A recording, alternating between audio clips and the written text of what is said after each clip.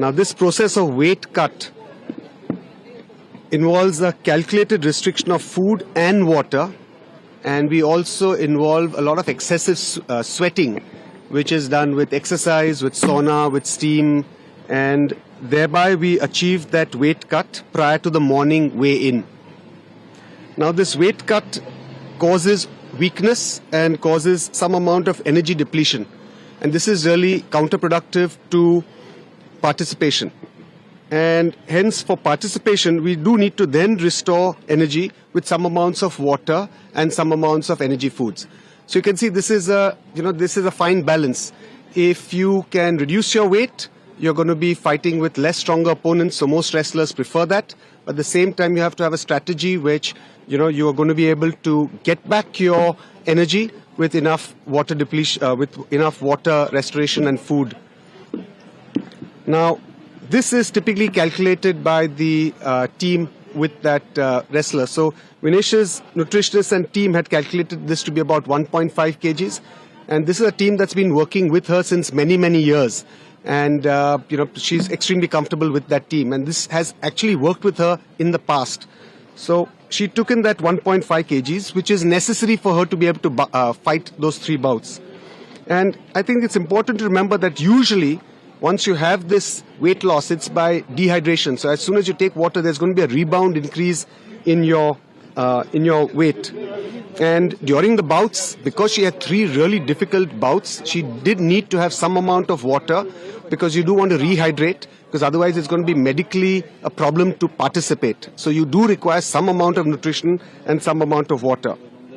Now, her post-participation weight at the end of the semi-finals in the evening was found to be 2.7 kilograms more than the allowed weight. And the team and the coach started off their usual process, which is, of course, limitation of water, no food, and you started with the whole process of sweating it out. And typically, you require some amount of time for that, but unfortunately, we didn't have too much time. We had just 12 hours. So the whole night, the entire team, went ahead with this whole process of trying to reduce her weight, putting her in a steam and sauna, making her exercise, and whatever was medically possible, we tried our best to try and get that weight down. And when she couldn't sweat anymore, we even had to go to some drastic measures like cutting off her hair, and they wear a vest, so we shortened that vest, so even a few milligrams if we can reduce, we tried. And despite all of this, at about 7:15 to 7:30 is the weigh-in, and we wanted to try the best, so we got her weight done right at the end at around 7:29.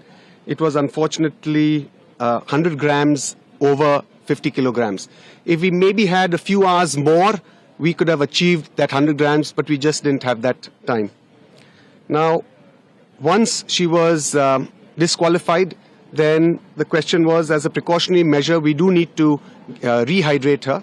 And the best way to rehydrate an athlete is by giving an intravenous fluid. So we gave her a few intravenous fluids. She started eating and drinking. She's passed urine.